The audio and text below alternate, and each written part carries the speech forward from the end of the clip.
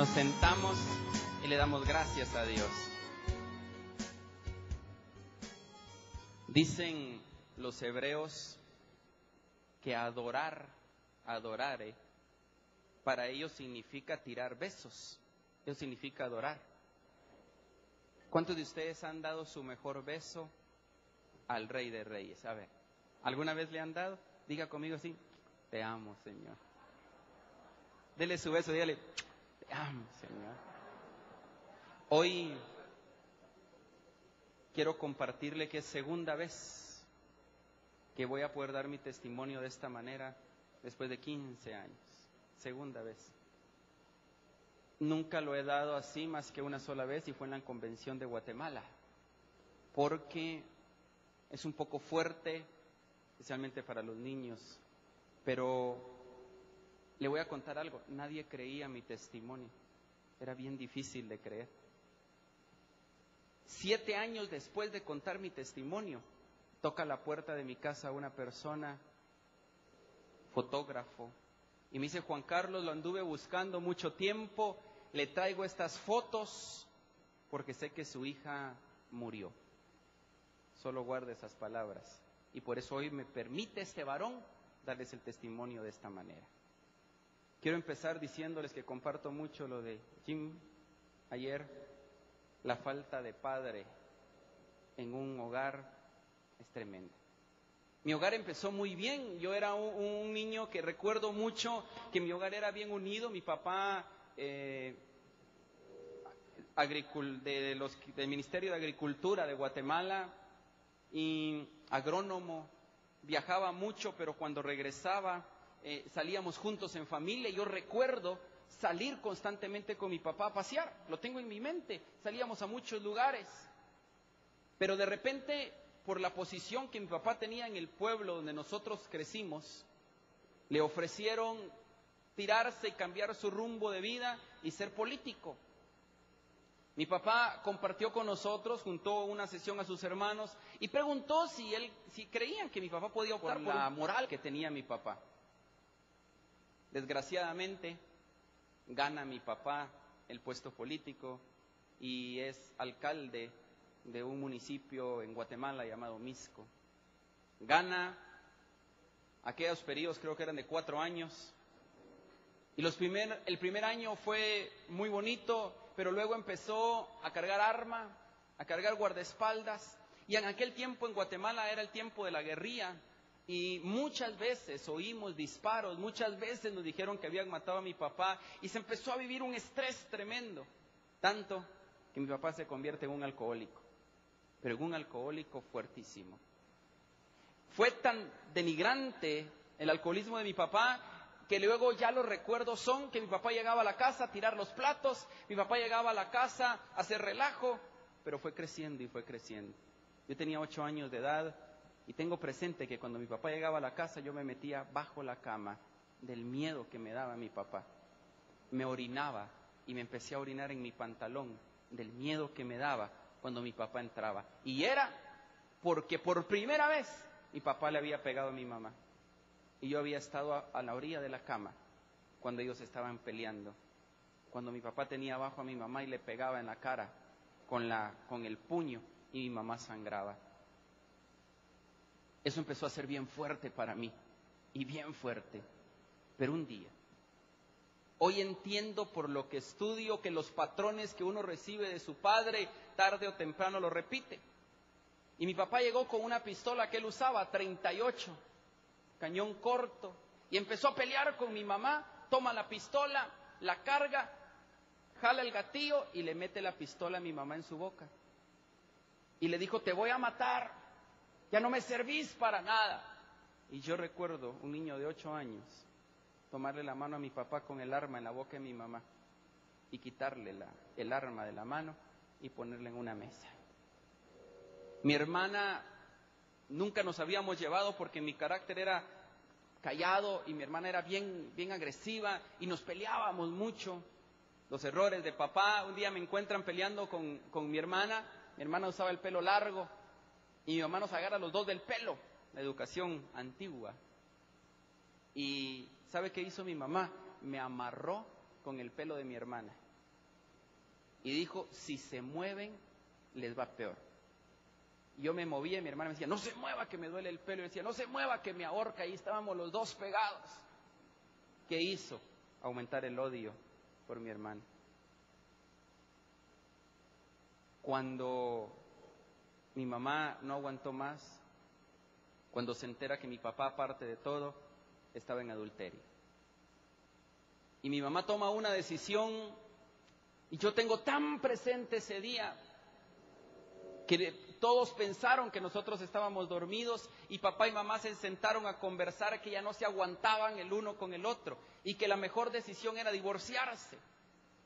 Esa mañana, yo había oído que había divorcio, y las maletas de mi mamá estaban atrás de la puerta, y yo tengo tan presente a un niño de 8 años, agarrado del brazo y de la pierna de su papá, para que no se fuera.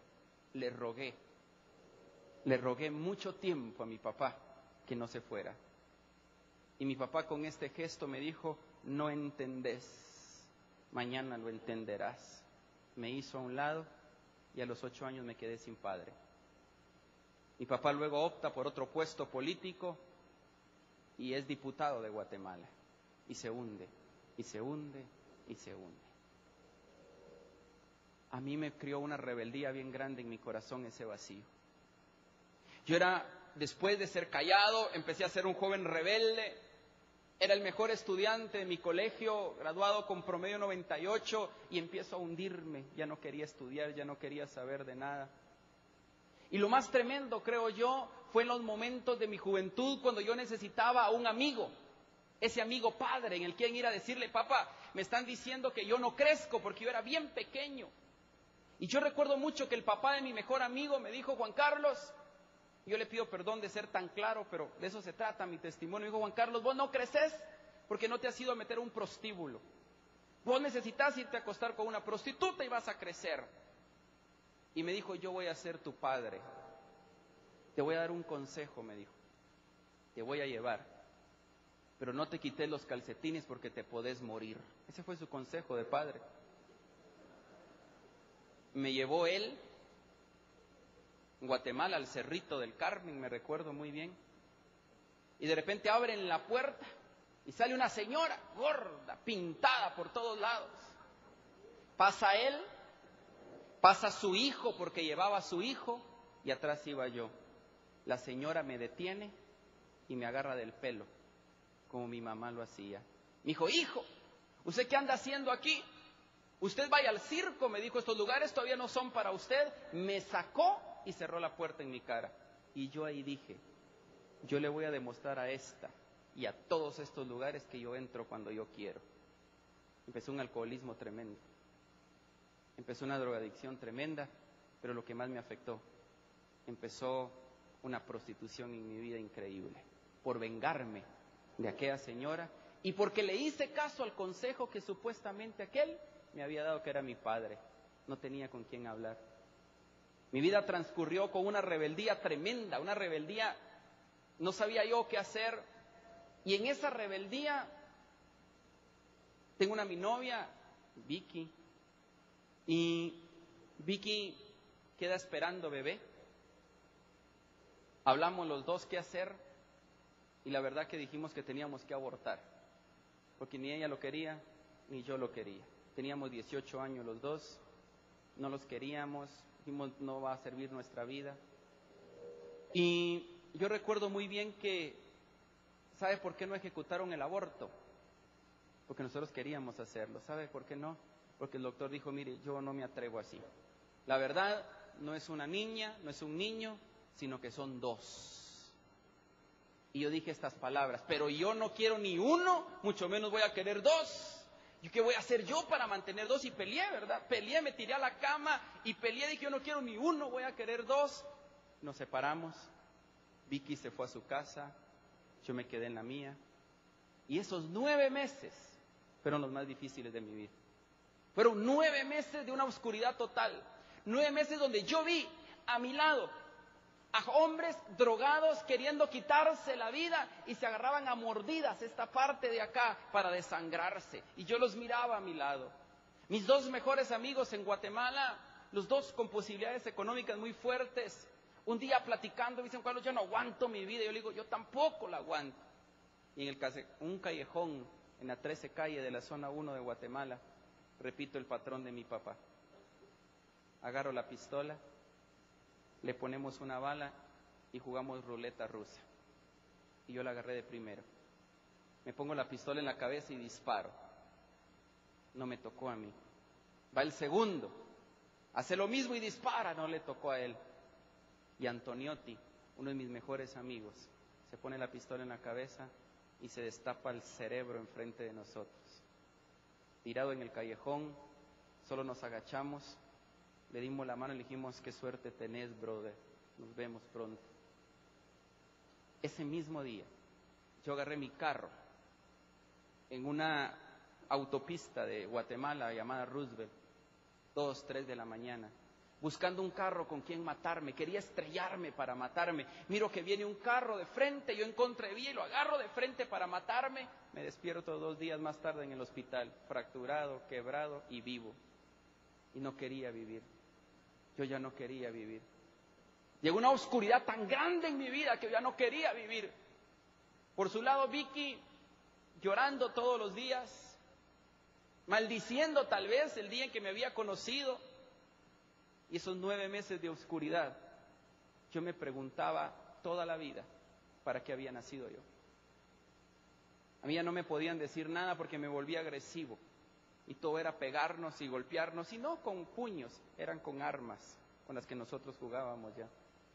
En Guatemala, en la época que yo fui rebelde, se dio la división entre burgueses, break, se le decía en Guatemala.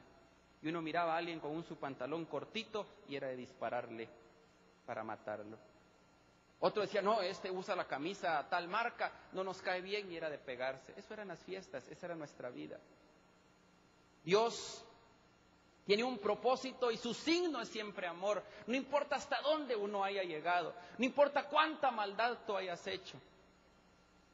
Y un 1 de abril de 1991 me avisan del hospital que Vicky había tenido un desprendimiento súbito de placenta. ¿Qué significa eso?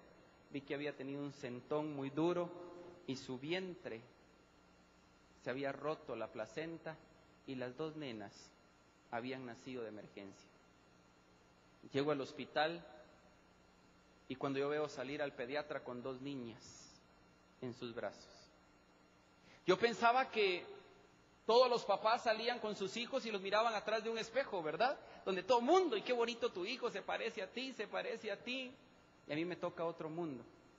Me toca ir a un lugar que se llama Alto Riesgo del Hospital Roosevelt. Donde el primer niño que miro es un niño que tiene su cabeza de este tamaño y su cuerpecito chiquito y estaba muriendo. Cuando el segundo niño que miro es una niña que había tomado el líquido amniótico de la mamá y estaba estallando unas llagas en todo su cuerpo. Para eso teníamos 19 años y la tercera y la cuarta eran mis hijas. Eran unos fetos.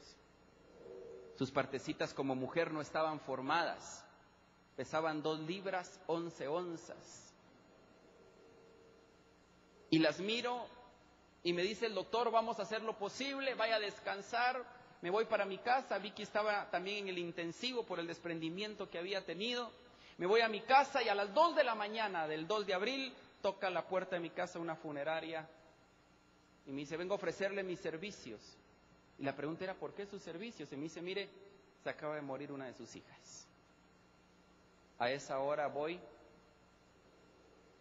corazón duro, sin creer en Dios, porque una vez cometió un error una persona que estaba predicando y me dice, es que Dios es tu padre. Le dije, pues no quiero nada con él, porque cuando yo mire a mi papá lo primero que voy a hacer es matarlo por todo el daño que me ha hecho. Cuando me dijeron que Dios era padre, yo dije, como un padre humano, y no lo entendí, no lo comprendí. Yo peleaba con Dios. Ese día llego a la morgue del hospital, sacan a mi hija de una gaveta,